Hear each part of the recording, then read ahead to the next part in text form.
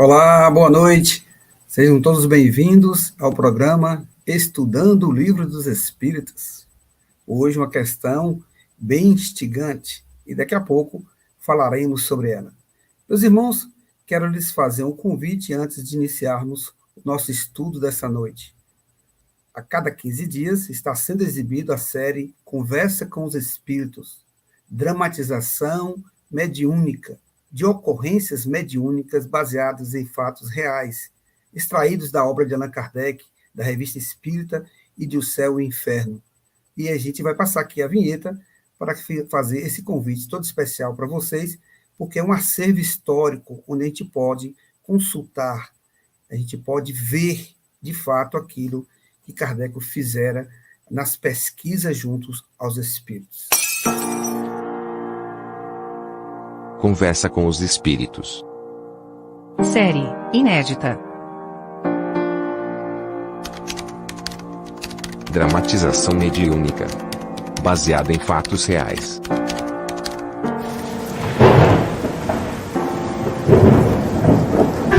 Podemos fazer a invocação dos espíritos? É possível? Exclusivo. Episódios inéditos. Compartilhe.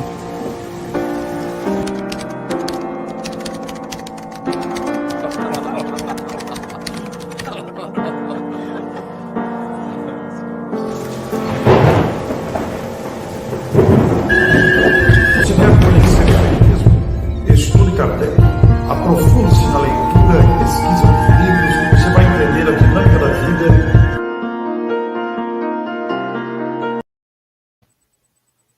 Meus irmãos, está feito aí o convite. Os episódios estão na playlist da TV Espírita Nosso Lar. Acessem gratuitamente, compartilhem com seus amigos e podem estudar nas casas espíritas. Como dissemos nesse instante, a questão hoje é a de número 156.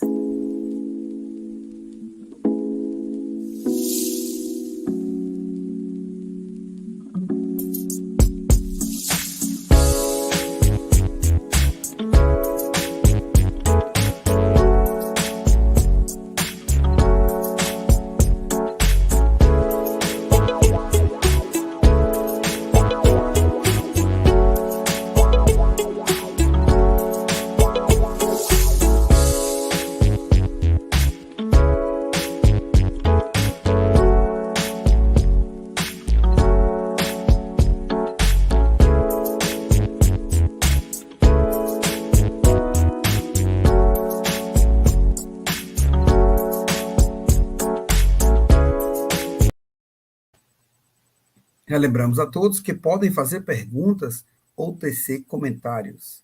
Para tanto, convidamos o nosso querido irmão Max Lane Lacerda, hoje, não diretamente de Brasília, mas de Arraial da Ajuda, em Porto Seguro.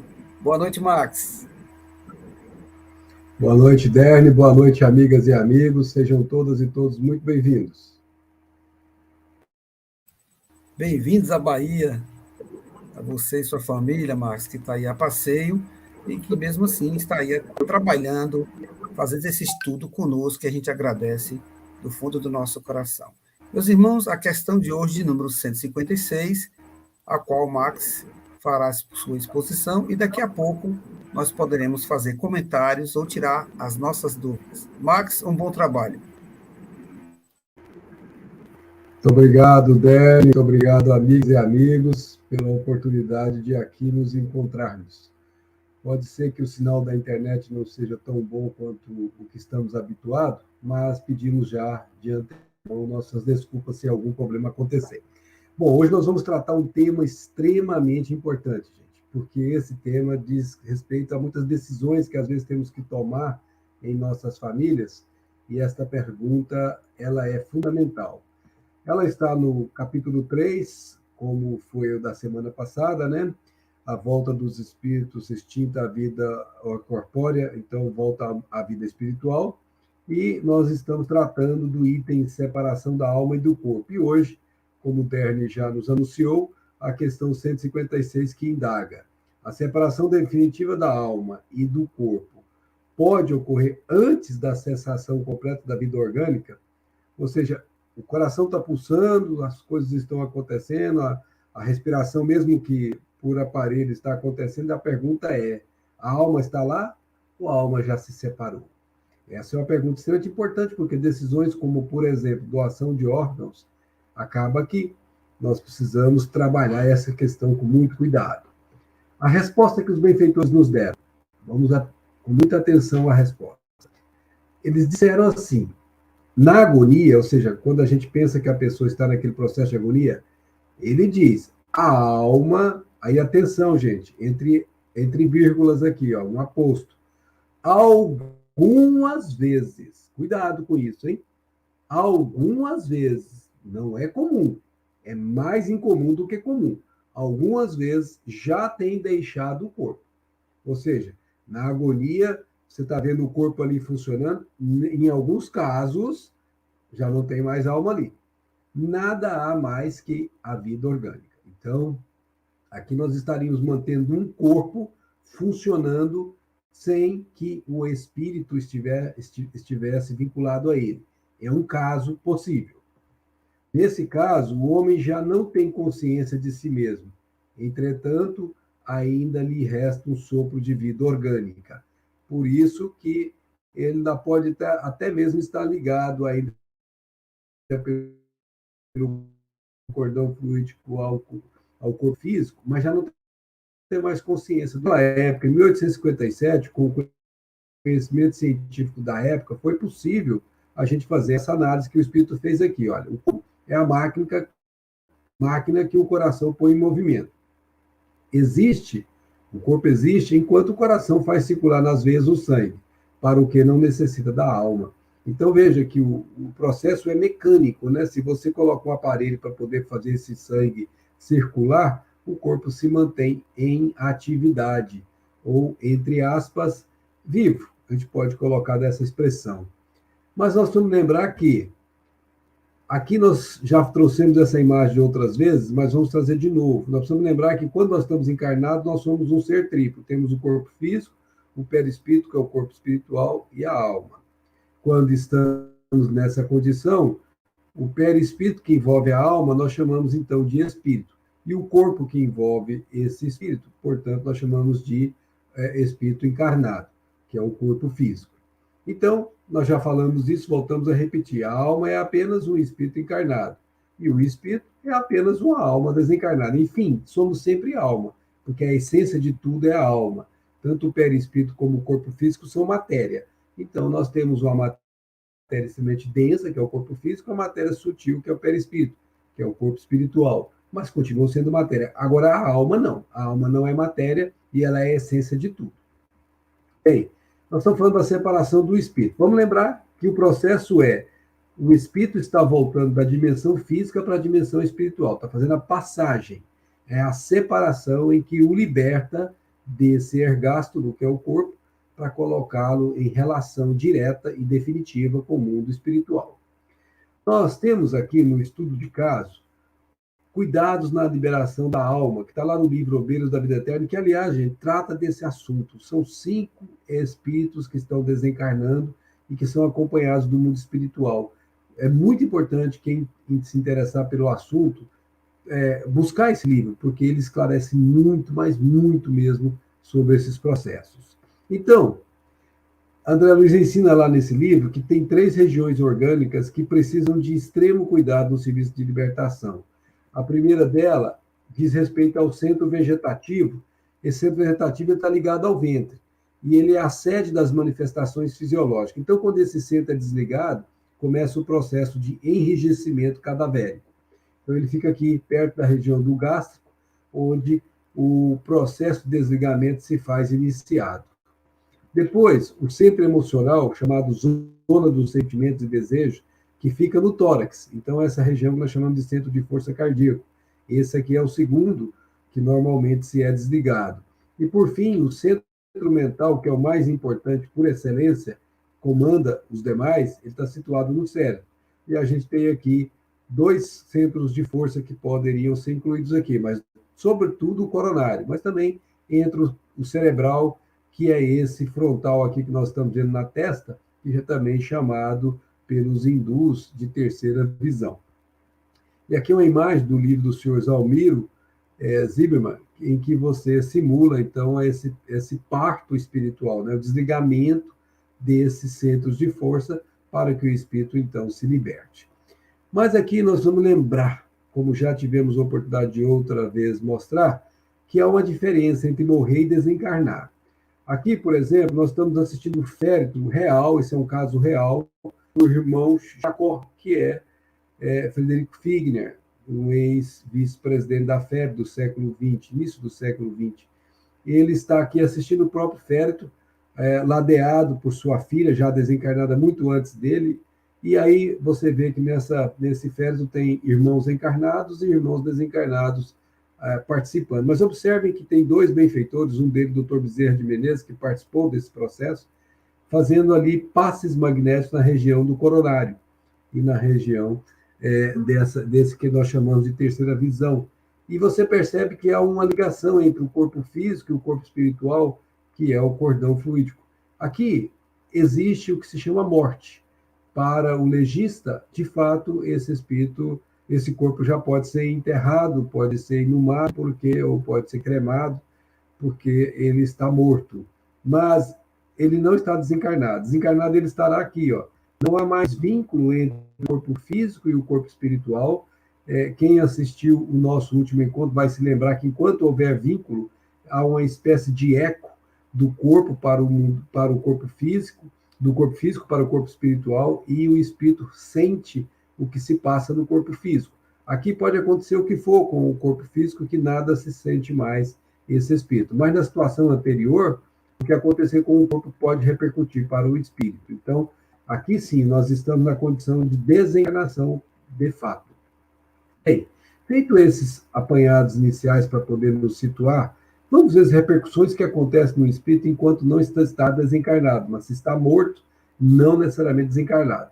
Então, temos grandes problemas, pessoal, muito mais do que nós imaginávamos antes de que nos revelassem os benfeitores do mundo espiritual. Durante o velório, por exemplo, nós temos aqui um estudo de caso desse mesmo livro, que são as exéquias de Dimas, ou seja, ele estava sendo velado ali na casa dele mesmo, antigamente era assim que se fazia, e André Luiz vai nos contar o que ele assistiu vindo de lá, né? Ele estava lá, isso está no capítulo 13, pessoal, quem quiser se aprofundar, está no capítulo 13. André Luiz está descrevendo como é que ele encontrou a residência. Ele está dizendo assim, ó, a casa enchia-se de amigos e simpatizantes, encarnados e desencarnados, como na figura que nós mostramos agora. Não se articulavam quaisquer serviços de defesa. Notei que havia trânsito livre pelos grupos de variadas procedências. Apesar desse irmão ter a assistência do mundo espiritual, ele não preparou a própria família com o evangelho no lar, por exemplo, ele não se ocupou com o espiritismo dentro de casa, ele se ocupou com o espiritismo fora de casa. Então, a casa dele não tinha a proteção, como o André Luiz está dizendo aqui, as defesas. Então, quem quisesse podia entrar. Não tinha como no centro espírita que você tem aquele campo magnético que veda a passagem daqueles que não são permitidos. Aqui não, aqui era aberto. Então, ele diz assim, em recuado, recanto, ainda ligado às vísceras inertes, então ele estava com o cordão, né, pelo cordão fluídico prateado, como André Luiz o descreve, permanecia Dimas, que era o desencarnante, no regaço, ou seja, no colo da mãe, ao pé de dois amigos que cuidadosos o assistiam. Então ele tinha assistência, porém, lá onde estava acontecendo o velório, não havia proteção. Então é como se fosse isso aqui, ó. Aqui no caso eu trouxe uma figura aqui que é semelhante ao que ele falou. Ele está no regaço da filha, e aqui ele está numa região da costa marítima do Rio de Janeiro para se refazer como espírito, como se estivesse convalescendo, mas ainda é vinculado ao corpo físico, como estava o Dimas. Então, aqui diz ele, nosso amigo repousa agora, terminada a tormenta das provas incessantes. Está enfraquecido, o pobrezinho, na descrição de André Luiz. Então, vejamos, toda vez que há uma desencarnação, há um desgaste, o espírito sai do lado de lá cansado, ele sai do lado de lá enfraquecido, ele sai do lado de lá muito suscetível a problemas. Se for deixado sozinho, por exemplo, pode acontecer problemas. Então, aqui no caso desse irmão, que é o Dimas, ele estava já não mais envolvido com as provas físicas, mas estava como alguém que nasceu muito já debilitado.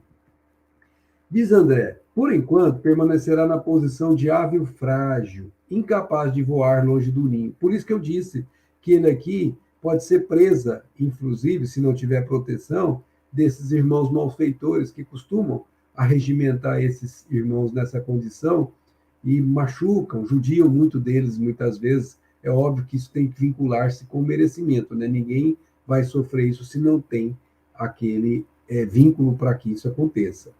E diz André, os resíduos que o ligam ao cadáver estão quase extintos. Então, foi como a gente viu na descrição de Emmanuel no livro Consolador. Os ecos que o cadáver ainda pede para que o espírito permaneça, ainda estavam lá, tinha resíduos. E André Luiz vai descrever isso quando ele estiver no cemitério, com passe de liberação desses resíduos aqui, para que ele não seja objeto de interesse de irmãos do mundo espiritual, que são sugadores desses resíduos. E aí nós vamos ver algumas repercussões que acontecem com o irmão durante esse processo que está em fase de desencarnação.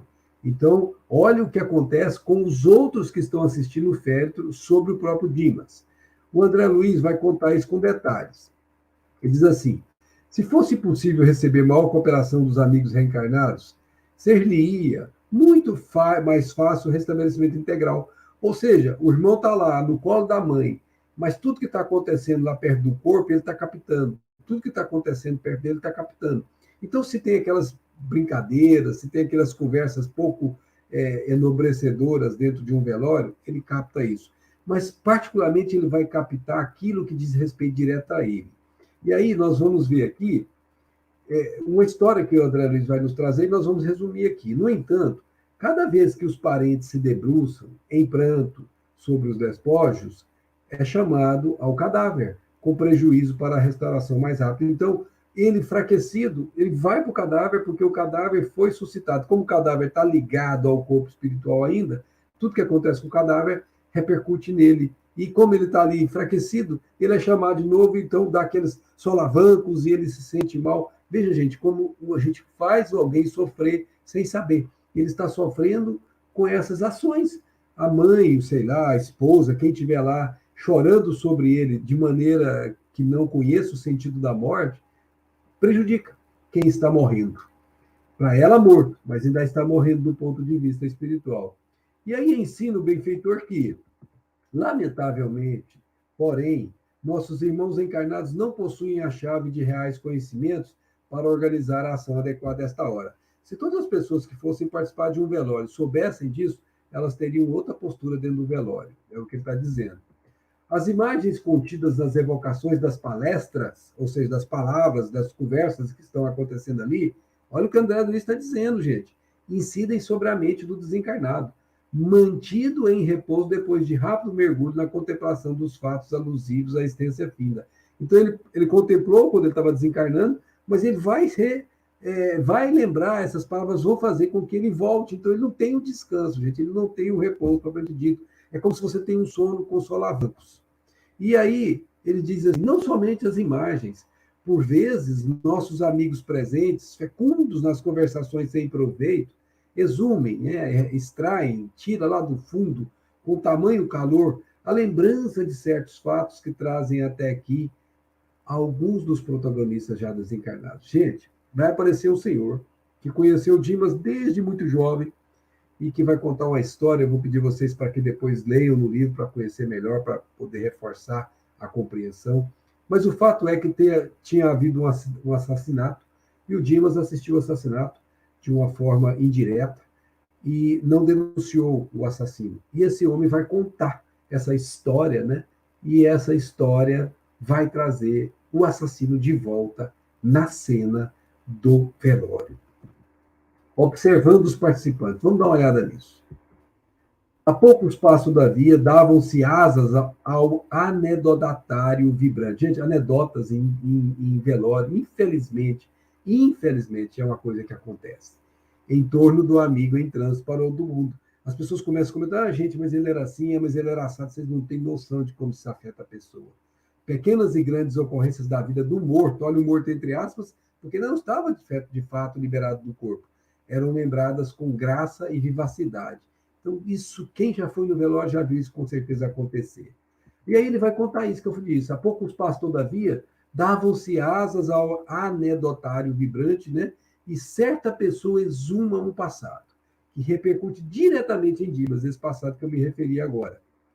Dimas, quando soube disso, geme sob terrível pesadelo nos braços maternos, ao recordar o fato relatado, ou seja, aquele assassinato que existira há 30 anos antes. Desde alguns minutos, acompanhamos a agitação dele, reparando que recebia, olha a expressão, choques desagradáveis. É como se fosse energia elétrica, gente, que vai e causa aquele solavanco, porque leva um choque e esse choque é transmitido pelo cordão que liga o corpo físico ao corpo espiritual, ou seja, o cordão fluídico ou o cordão prateado, fluido prateático, como nós chamamos. Não chegou a ver nem a ouvir integralmente em face da perturbação espontânea, mas vislumbrou, sentiu, oprimiu-se e torturou-se, prejudicando a reconquista de si mesmo. Ô, gente, toda vez que você for no velório, a partir desse momento, por favor, se você for falar do morto que está ali, se você for falar, fale só coisas boas.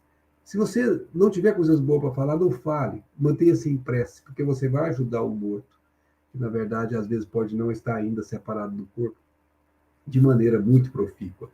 Se você vê alguém que tenta provocar, tenta tirar isso do assunto, tenta de maneira elegante, de maneira que o outro não se incomode, não deixar que aquele assunto se estenda.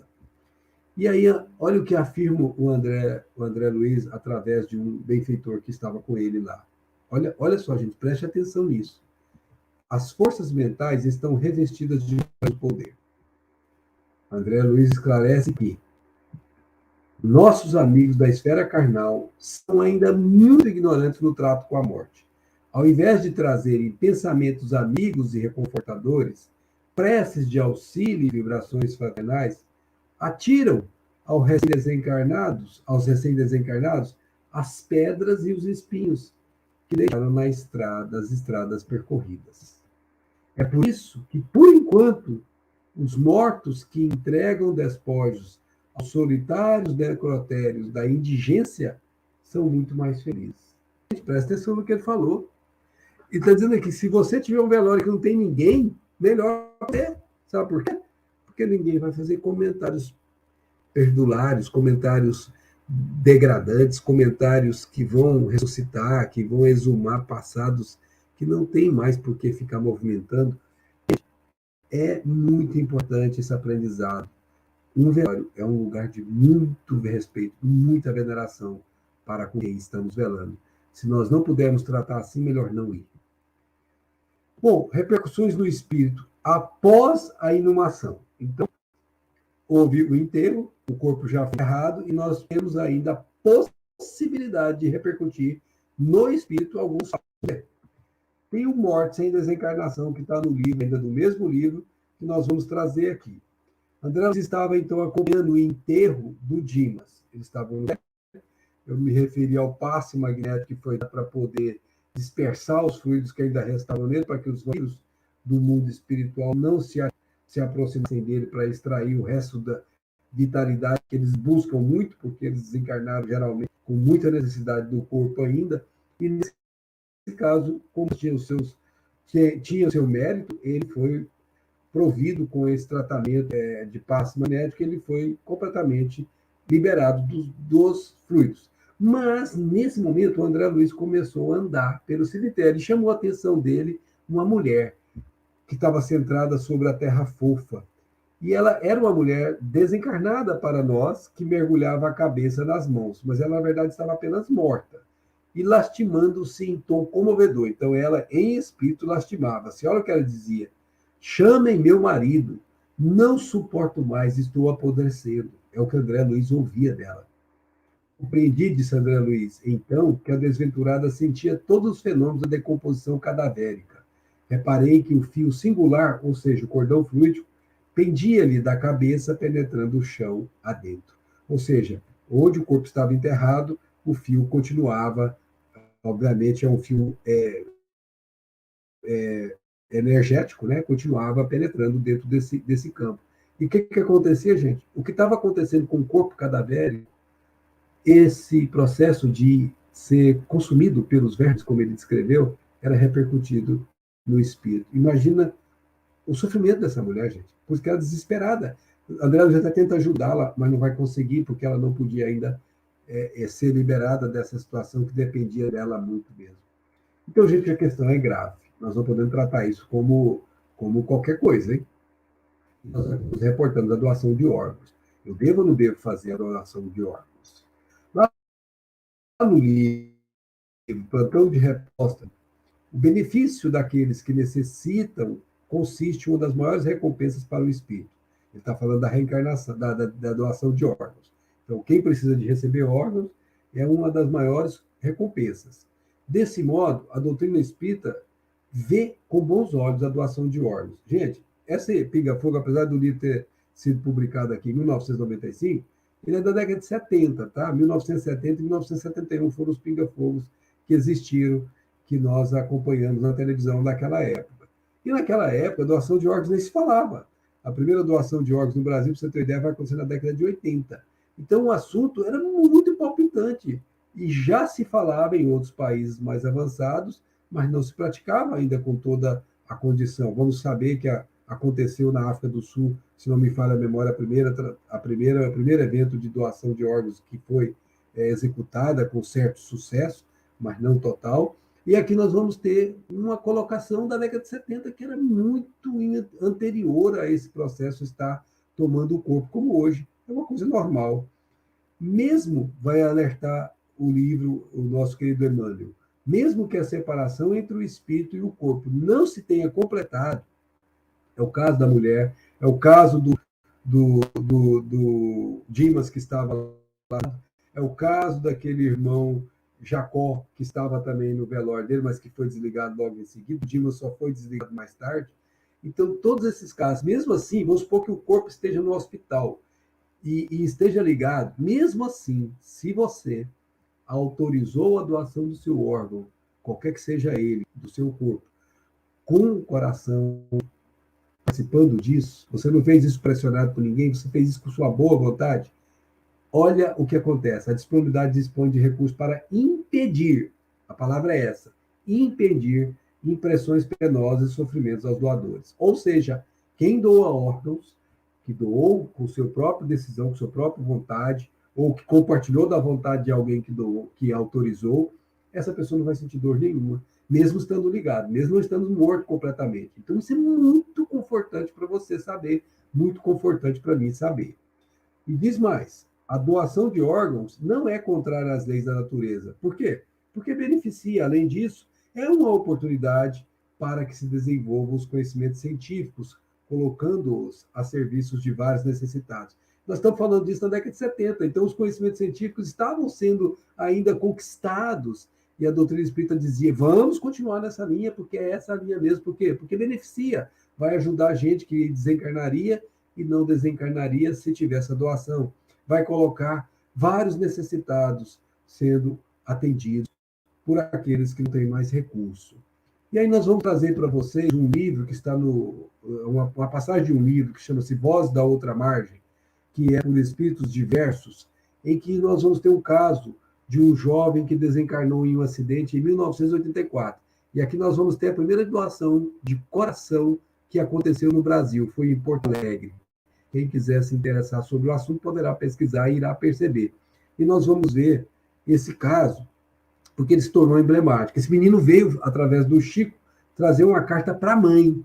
Porque, olha o que aconteceu, gente. A irmã tomou a decisão de doar os órgãos do menino sem consultar a mãe. Ela atendeu uma intuição muito forte que ela recebeu, e ela, já bem espiritualizada, ela não questionou, ela não ponderou, ela nem discutiu, ela simplesmente autorizou a doação do coração do menino, que tinha morrido num acidente de moto por volta dos seus 18, 17 anos, alguma coisa assim, 19, não me recordo. E isso fez com que houvesse um problema na família. A mãe ficou chateada porque a filha tomou a decisão sozinha. Aí o menino veio do mundo espiritual para apaziguar essa situação. E olha o que ele vai dizer. Mãe, deixei meu corpo como quem se afastava de uma roupa imprestável. E logo de saída, conquanto me sentisse privado da visão, senti uma dor muito grande no tórax. Então o menino, preste atenção, o menino não autorizou doar os seus órgãos. Ele não tinha essa consciência enquanto estava encarnado. Aliás, o menino nessa idade nem pensa em desencarnar. Foi um acidente que ele não esperava acontecer. E era a década de 80, não nos esqueçamos disso. E diz ele, os amigos de meu pai me solicitaram esquecesse o vigor daquela agulhada que me transformava todo o ser. No entanto, eles se apressaram em me auxiliar com o magnetismo curativo. E olha atenção, gente, a dor desapareceu. O que foi feito? Aplicaram passes dele, que é o que ele chamou aqui de magnetismo curativo, e essa dor desapareceu. Por quê? Porque interrompeu a condução do sinal do que passava-se no corpo para quem recebe o sinal e interpreta esse sinal como dor, que é a alma que está revestida pelo perispírito do rapaz. Portanto, ele é o espírito desencarnado. E aí, obviamente, a gente percebe que ele sentiu uma certa dor antes, mas logo depois, imediatamente depois, a dor foi completamente abolida. E aí ele vai dizer que ele mesmo sabia o que tinha acontecido naquela época. Soube mais tarde de que naquele momento eu tivera o coração do corpo físico arrancado, olha a expressão que ele usa, arrancado, para servir ao transplante que favoreceria um homem que se avizinhava da morte. Logo que me confessei agradecido e satisfeito com a medida, notei que o coração do meu corpo espiritual pulsava forte e robusto. Ou seja, o corpo físico tem um coração que é a réplica do coração do corpo espiritual. Então, se o corpo do corpo físico for enterrado e o coração virar apenas comida de verme, ou se ele for útil, isso não faz diferença nenhuma para o corpo espiritual. E é o que aconteceu com esse guri. Agradeça, mamãe, disse ele. Olha aqui agora, apaziguando problemas do lar. Agradeça, mamãe, a Magali, por não haver vacilado, porque ela recebeu a intuição, gente, não haver vacilado no momento em que eu teria obrigado a largar o próprio coração, conhecimento inútil, a praticar involuntariamente um ato que me fez mais confortado da vida maior. Presta atenção, meninas e meninos, amigas e amigos. Esse rapaz não autorizou a doação. Mas se ele tivesse a consciência que ele tinha agora no mundo espiritual, ele teria, com certeza, a autorizar a doação antes de ter desencarnado. Porque ele sabe, agora, do lado de lá, que a doação fez um bem tremendo a ele. Olha como ele diz, praticar involuntariamente, não foi ele que teve a vontade, um ato que me fez mais confortável na vida maior. Mesmo não tendo sido ele, presta atenção, ele se beneficiou, ainda que tivesse sentido apontado, como ele diz, mas logo depois não sentiu mais nada porque foi impedido que ele sentisse dor. Então, gente, mesmo no caso de alguém que não autorizou, se beneficia. É o caso desse menino. E ele diz claramente, estou reconhecido, e pode crer que, pode crer é uma expressão que se usava muito na década de 70, 80, alguma coisa assim, pode crer, era muito, muito comum isso, que se viesse a repetir a aprovação de que fui objeto, olha como ele diz, se eu viesse a repetir isso, eu próprio teria pedido com acenos para que retirasse de meu corpo todas as peças que se mostrassem suscetíveis de prestar auxílio a alguém.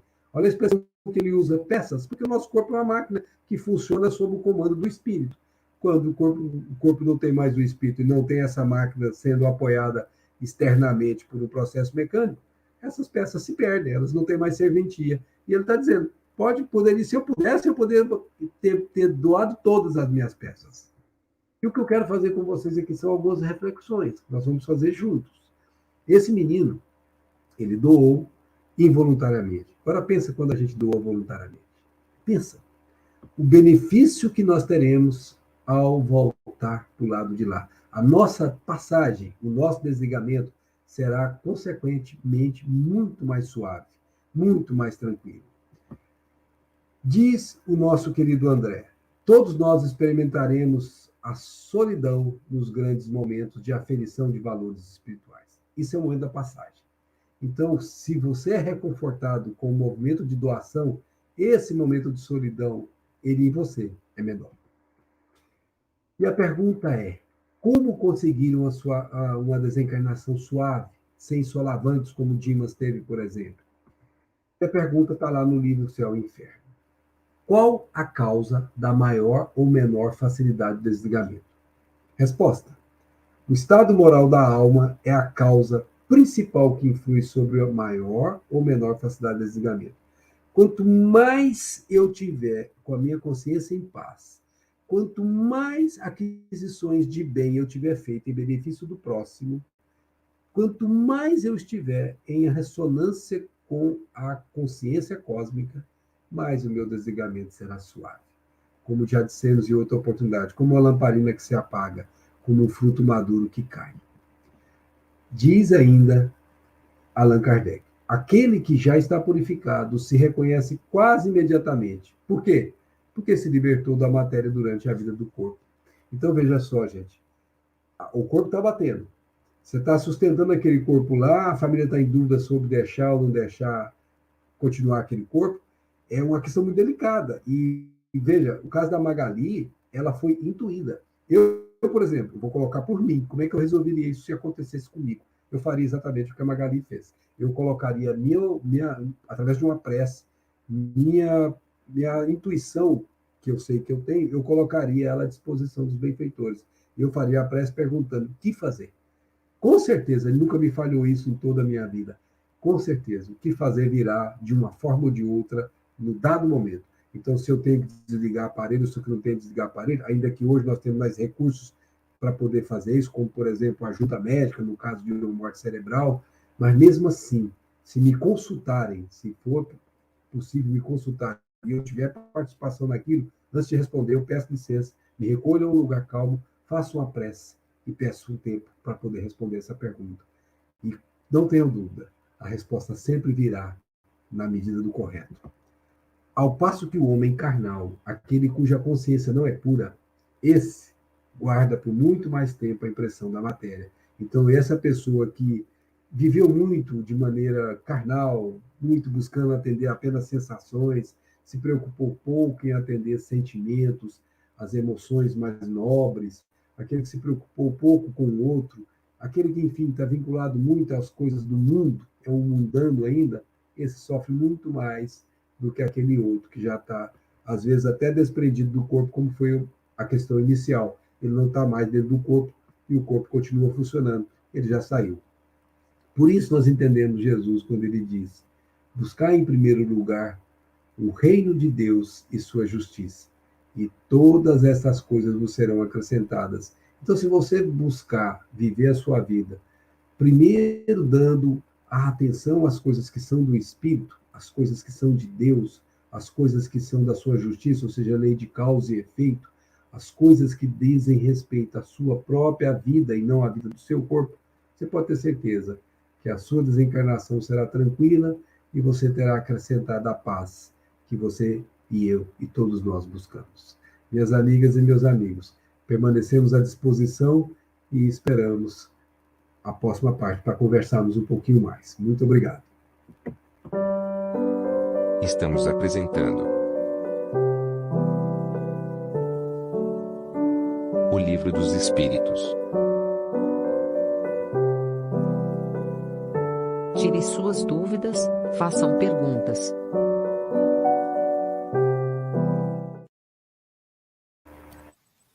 Muito bem, Max. Gratidão por essa exposição, mesmo você estando aí de férias e trabalhando, estudando conosco esta questão. É uma questão, de fato, bem delicada. A gente tem que ficar realmente bem atento a ela, e isso é importante a gente estudar em grupo, porque a gente tem que consultar lá o Livro dos Espíritos, rever, ler, trocar ideias com amigos que também conhecem um pouco sobre o assunto, participar de estudos, nas casas espíritas também levar o assunto para uma conversa. É muito importante, não é uma simples questão que a gente leu e acabou. Ela é bem delicada, porque os espíritos aí, Max, eles estão a afirmar uma coisa interessante. 165 anos se passaram, e aquela época de Kardec, os recursos que a ciência tinha está longe do que tem hoje. Por exemplo, a manutenção da vida orgânica por um tempo indeterminado. Quer ver um exemplo? Eu falo tempo indeterminado. Porque nós temos, por exemplo, e ontem passou no Fantástico, e eu estava até relembrando nesse teste com o Max aqui, daquela senhora das casas pernambucanas, e que já está em coma há 6 anos, ou seja, uma pessoa inconsciente. Mas as máquinas médicas, por assim dizer, acusam que há sinais ainda vitais naquela pessoa. Portanto, se há sinais vitais, significa que essa pessoa se encontra ainda viva ou, de outra forma, ligada ao corpo. Mas não existe ainda, na nossa ciência, Max, um medidor de consciência. Ainda não é possível, embora já existam alguns experimentos que já estão se falando sobre esse medidor de consciência, onde se vai perceber, através desse eletrocefalograma, digamos assim, que se a pessoa está ouvindo, participando de alguma forma. Isso do ponto de vista da ciência. Mas essa questão eu considero bem interessante, Max. Os internautas estão aqui bem curiosos mesmo. A gente vai colocar algumas perguntas, porque uma vez a vida orgânica está acontecendo ali, mantida por aparelhos, por um tempo indeterminado, pode acontecer de não ter mais ali o espírito. Pode. Nós estamos falando de vida orgânica, quando o espírito não está mais ligado ali à matéria por alguma razão. Então, vejam que é bem complexo, bem delicado. Então, vamos passar aqui, Marcos, alguns questionamentos. Ingrid Riné, por exemplo, ela diz aqui, quanto tempo é o ideal para fazer a cremação? Então, essa questão nós tratamos, a Chico Xavier, através de Emmanuel, para a média da população, recomenda 72 horas antes de se cremar. Então, coloca o corpo na cama mortuária, esfria e mantém aí durante 72 horas. Agora, isso varia, obviamente, em função daquela questão que a gente falou aqui nas reflexões. Como é que foi a vida moral daquela pessoa? Quanto mais a moral foi elevada, menos tempo ele precisa. Aliás, muitas vezes, como a gente viu nessa própria pergunta, o corpo ainda está ali pulsando, não tem espírito nenhum. Então, você pode cremar aquele corpo do jeito que está ali, ele não vai sentir nada. Mas como saber se o corpo não está lá ou não está, já é outra questão, porque vai depender muito da vida moral que a pessoa levou. Então, conhecer essa pessoa de perto para ter certeza. Geralmente, aquele que tem moral elevada fala assim, pode queimar, joga fora, isso não presta mais nada. Porque ele sabe que ele não tem mais ligação com aquilo. Lembra de Sócrates? Quando o neófito dele perguntou, o seguidor dele perguntou o que fazer do corpo, o corpo joga fora, em qualquer lugar, eu não estarei nele mais. Ou seja, o espírito do tamanho de Sócrates sabia que, uma vez tomada a cicuta, não estaria naquele corpo. Mas a realidade não é essa no nosso planeta, a realidade é o contrário. A vida moral depreciada é a maioria no nosso planeta ainda. Então, sim, segura mais tempo aí se você tem piedade do cadáver, piedade da pessoa que vincula-se àquele cadáver, porque pode repercutir sim a cremação, assim como pode repercutir, como vimos no caso relatado por André Luiz, até mesmo depois que a pessoa já foi inumada, já foi enterrada, porque continuará repercutindo nela o processo daquela degradação do corpo através da microfauna, né, que vai ali agir. Então, sim, 72 horas é a média que o nosso querido Chico, através de Emmanuel, aliás, através de Chico, recomendou. Verdade, Max. E como é bom participar disso tudo, né? Que a própria Ingrid aí, ou a própria Ana, internauta, que está participando conosco, ela também respondeu, concordando aí com você, que às vezes 72 horas, mas depende muito do fluido vital. Então, veja que interessante, como é importante. E outra coisa, nós não temos recursos morais, espirituais, ou seja, elevados, para termos ideia de qual estado se encontra a alma do outro lado que partira. Nós não temos. Então, se não temos, esses cuidados têm que serem tomados com toda certeza para facilitar o processo. A própria Ana Max, ela faz aqui uma pergunta também interessante, né? Ela diz, hoje assisti uma explicação sobre o cerimonial do enterro. E ela disse que ela pensava que só era orar e não se precisava ir ao cemitério. E chamou a atenção dela que ela viu uma passagem que o Chico foi agradecer, vamos dizer assim, ao corpo. E aí ela faz essa questão aqui, Max, ao corpo do cunhado, né? Ele foi lá agradecer. Será que foi para dar um auxílio? Afinal, era o Chico ou é importante se ir a velórios? Olha, temos aí que considerar aspectos variados. Por exemplo, o Chico é uma doçura de pessoa. Então, ele, por exemplo, fazia como Jesus. Jesus foi batizado, entre aspas, esse batizado, não porque ele precisasse de ser batizado, mas ele foi batizado porque ele não vinha destruir a lei, mas dar seu cumprimento. Então, ele obedecia o que estava convencionado na vigência humana. Ele não contestou isso, pelo contrário, ele deixou isso acontecer. E o Chico fazia a mesma coisa, então ele não desrespeitava, mas ele sempre disse que não estão lá os espíritos que, obviamente, já se desvincularam daqueles corpos.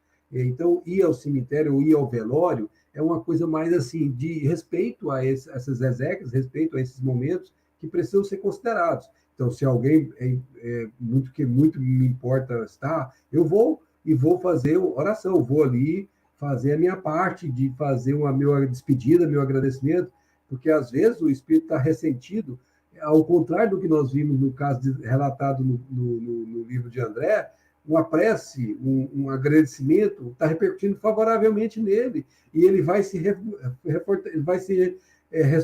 rebustecer-se com aquelas energias boas que estão saindo daqueles que participam. Então, a sua presença nessa hora é um auxílio para o irmão que está indo, mas é preciso vigiar os pensamentos, vigiar as sensações, os sentimentos que estão passando dentro de nós, porque são isso, esses sentimentos, esses pensamentos que são captados, não necessariamente as palavras, as imagens mentais que nós estamos formando acerca daquele irmão, elas vão ser captadas por ele se ele ainda estiver ali. Então, é importante que a gente tenha um cuidado de, se for lá, ir lá com todo o respeito, mas com todo o carinho e o amor por ele. E não nos esqueçamos, né, que ao cemitério, tem o hábito de fazer o finado, dia 2. Muitas vezes os espíritos não estão lá, mas como eles sabem que nós vamos no túmulo deles, eles vão lá para poder receber aquela, vamos dizer assim, aquela consideração que você está tendo para com ele.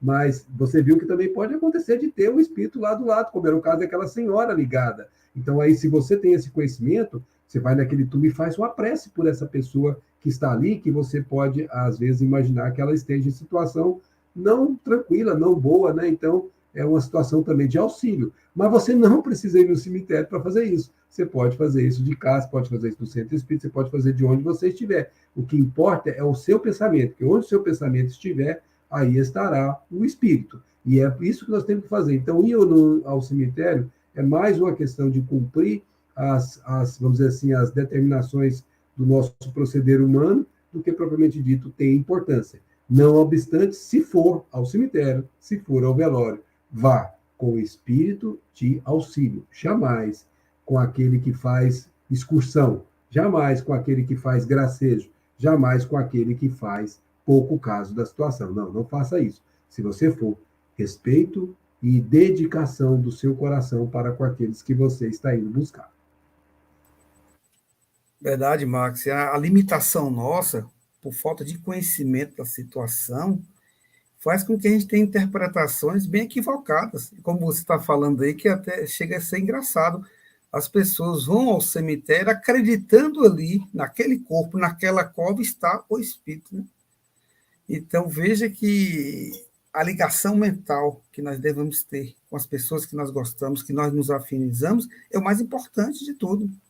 E olha que interessante aí, a questão de hoje. Os espíritos estão deixando bem claro que o espírito pode já estar fora, ou seja, efetivamente cancelada a sua existência aqui na Terra, através daquele corpo, mesmo que está tendo ainda uma vida orgânica.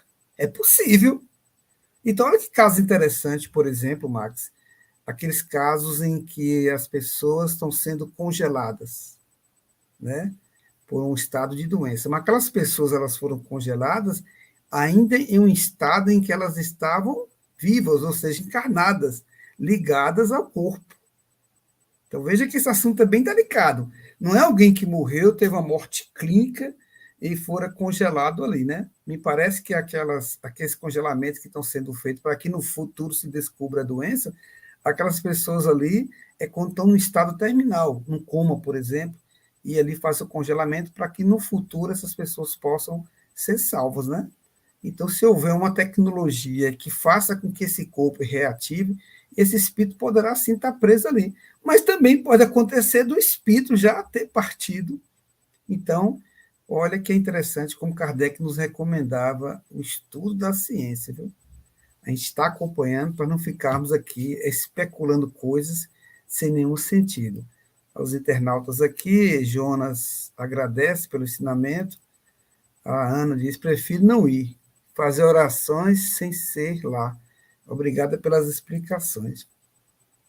Nós espíritas mesmo temos esse costume, né? De nos mantermos em oração, em prece, e às vezes não estarmos mais, como o Marcos falou aí, muitas coisas que envolvem um velório, né? São aquelas pessoas que estão em volta ainda, que precisam do amparo da gente, é a nossa própria prece ali que está presente em um ambiente que muitas vezes não está favorável e vai acalentar de alguma forma aquele que está desencarnando. Imagina a gente estar do lado de lá e em meio àquelas pessoas que estão ali, sentir uma prece fervorosa, uma vibração direcionada, amparando, ajudando no processo. Como a gente ia se sentir bem? É só a gente se colocar no lugar. Então, é um assunto bem intrigante, Max. Mas os espíritos deixaram claro aí, olha que interessante, que na agonia a alma, algumas vezes, já tem deixado o corpo. Eles disseram isso há 165 anos. Aí a grande questão que a gente precisa estudar hoje, Marcos, ficar atento, né? A ciência prolongando a vida orgânica. Então, até que ponto ali é, de fato, uma vida orgânica ou uma vida apenas inconsciente? Né? Bem delicada essa questão mesmo, bem intrigante, bem... Gosto muito desse assunto, Marcos. E gratidão mesmo. Aqui a Ingrid também está agradecendo. Marcos, as suas considerações finais aí, pelo adiantado da hora, mas muito bom mesmo esse estudo.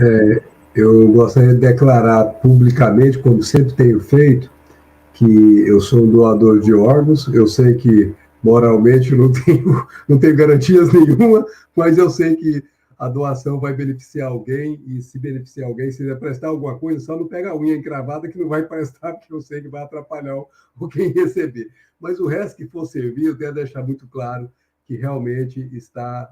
Eu sou daquele que não tem a menor dúvida que, se puder ser útil, até depois que morri, eu gostaria de ser.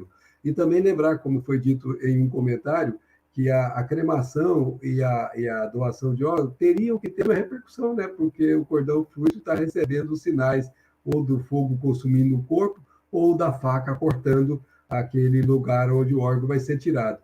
Mas aí, como bem disse alguém aí, acho que foi nós temos aí uma clareza de diferença. Por quê? Porque na cremação, se você considerar que a pessoa foi cremada antes e não tem a preparação, vamos dizer assim, moral para isso, ela pode sim repercutir-se disso. Mas na doação, não. Na doação, mesmo que seja involuntária, você veja o caso do menino que nós reportamos agora.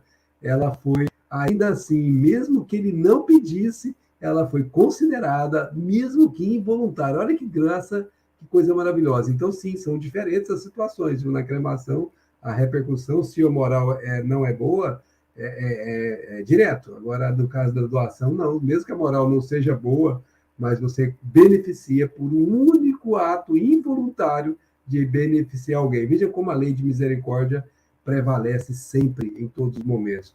Então, minha amiga e meu amigo que está conosco participando desse estudo, veja que grande é esse momento, porque nós vamos começando a ser aqueles que sabemos o que fazemos. Nós vamos tomando decisões, não porque eu acho, eu penso que é assim, não. Elas têm base fundamentadas e elas nos dão mais segurança íntima, e por isso a gente toma as decisões com tranquilidade. Mas nunca se esqueçam, nunca nos esqueçamos, todos nós, antes de tomar a decisão, recolha-se, faça a prece e aguarde pela intuição, porque essa é a palavra final.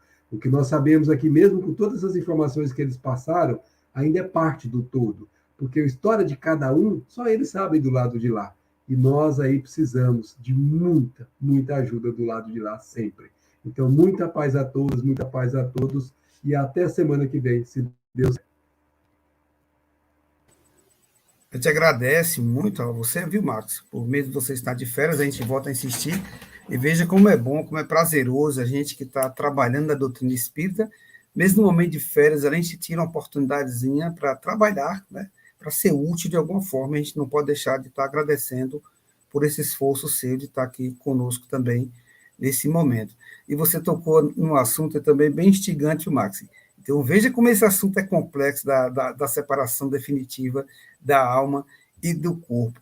Quantas pessoas estão tão apegadas e não querem largar seu corpo? Então, praticamente ali já está escoando o fluido vital. Então, praticamente, digamos que já tem a separação definitiva, mas o indivíduo quer permanecer ali por apego.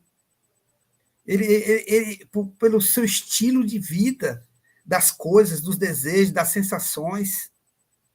E a gente pega um ganchozinho, Max, e no episódio 2 nós apresentamos esse caso, está lá no livro, é O Céu e o Inferno, de Allan Kardec, Baltazar, o espírito gastrônomo, mostrando esse exemplo aí de alguém que 30 anos depois que havia desencarnado ainda continuava se aproximando das pessoas para sentir os odores, para satisfazer os seus desejos, e como bem Kardec diz lá, e não as suas necessidades.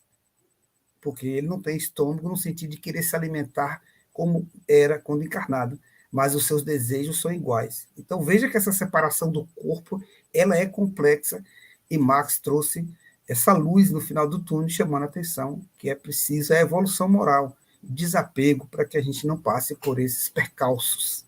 Então, gratidão a todos, os internautas estão aqui agradecendo, a gente coloca aqui, Ana, gratidão a vocês, Deus os abençoe, nós que agradecemos, a gente fica muito feliz em estar participando desse estudo aqui. Então, meus irmãos, fica aí o convite mais uma vez, lá no próximo dia 17, o episódio vai estar lá, o número 4, Conversa com os Espíritos. Eu gosto muito de estar divulgando esse projeto, Max, porque são ocorrências mediúnicas reais, são entrevistas, pesquisas que Allan Kardec fez. E domingo agora nós passamos o episódio 3, que foi de uma cega que desencarnou aos 45 anos de idade, que Kardec conversou com ela 10 anos após o seu desencarne, um espírito bem esclarecido. A gente vai passar a vinheta aqui, logo em seguida a gente passa a vinheta do programa e nos despedimos por aqui. Então, meus irmãos, até a próxima segunda-feira, com a permissão de Deus, onde estaremos estudando mais uma questão de O Livro dos Espíritos e cada um de nós aprendendo uns com os outros. Boa noite. E, Max, para você, boas férias aí. Se divirta e bem-vindo à Bahia.